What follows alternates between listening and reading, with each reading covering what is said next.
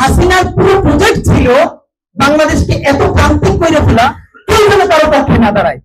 মানে ইনসাফের প্রশ্নটা এখান থেকে শতভাগ নির্মূল করে দেওয়া হয়েছে। অথচ ইনসাফের ধারণা কি? আমরা হাজারবার যে কথাটা ইনকিলাব মঞ্চ থেকেও বলি, আমরা আমার শত্রুর সাথে ইনসাফ চাই। এইটার পরবর্তীকালে আমরা আওয়ামী লীগের সাথে ইনসাফ চাই। এখনো বলছি, যেই আওয়ামী লীগ, যেই ছাত্রলীগ সরাসরি গণহত্যা করে নাই, ধর্ষণ করে নাই, আয়নাঘর করে নাই, গুম করে নাই, খুন করে নাই, টাকা পাচার করে নাই, ফিলোসফিক্যালি আওয়ামী লীগ করা কোনো অপরাধ হইতে পারে না। ফিলোসফিক্যালি আওয়ামী লীগ করা কোনো অপরাধ হইতে পারে না। আমি দেখবো তার ক্রিমিনাল অফেন্স আছে কিনা, সে কোনো অপরাধ করেছে কিনা। যদি সে না করে, তাহলে অবশ্যই আমরা তাকে রাজনীতিতে না, প্রত্যেকটা জায়গায় স্পেস দিতে চাই। কিন্তু সেটার তো একটা রিকনসিলিয়েশনের প্রক্রিয়া আছে। আপনারা জানেন, পৃথিবীর যত সব দেশে গণহত্যা হয়েছে, অনেক দেশে গণহত্যা করে রিকনসিলিয়েশন হয়েছে। ইভেন ম্যান্ডেলা থেকে শুরু করে পৃথিবীর অনেক জায়গায় রিকনসিলিয়েশন হয়েছে। এইখানে রিকনসিলিয়েশনের আলাপটা শুরু করা হয়েছে অত্যন্ত অসভ্যতার সাথে, বিচার করবার আগে। মনে রাখবেন, দুনিয়ার যত জায়গায় রিকনসিলিয়েশন হয়েছে, তার আগে গণহত্যার বিচার নিশ্চিত করা হয়েছে।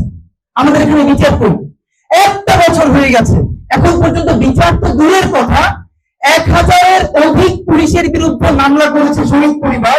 যেসব পুলিশের সরাসরি প্রমাণ আছে, তারা বিনা উস্কানিতে আন্দোলনকারীদের বুকে অথবা মাথা বরাবর গুলি করেছে।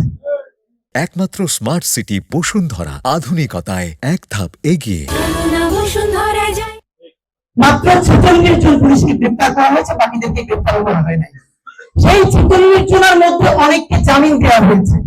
গত 15 দিন আগে এরকম একটা শহীদ পরিবার, রাজশাহী, সে তার মা রাস্তায় গড়াগড়ি করে কান্না করছে, কারণ সে 5 জনের বিরুদ্ধে মামলা করেছে। 4 জনকে আগেই স্থানীয় পলিটিক্যাল পার্টির বিভিন্ন শিল্পে খালাস দেওয়া হয়েছে, মানে জামিন দেওয়া হয়েছে। সর্বশেষ যে পুলিশ গ্রেপ্তার ছিল, তাকেও জামিন দেওয়া হয়েছে। জামিন দেওয়ার একদিন পরে সে ভারতে পালাই গেছে। এবার আপনি বয়ানটা চিন্তা করেন। আপনারা কেউ মানে বলতে পারবেন, গত 15 বছরের কথা বাদ, গত 1 বছরে বাংলাদেশে তো প্রত্যেকটা মিডিয়া স্বাধীন, প্রত্যেকটা শত শত টক শো করছে, সিরিজ আলাপ করছে। দেখেন কোথায় কোন বাচ্চারা 15-20 জন মিলে কাউকে গালিগালাজ করছে, এটা তো মব নিশ্চয়ই। এখন মুশকিল হলো, 15-20 জন বাচ্চা যদি এস্টাবলিশমেন্টের বাইরে গিয়ে গালিগালাজ করে, এটা হলো মব।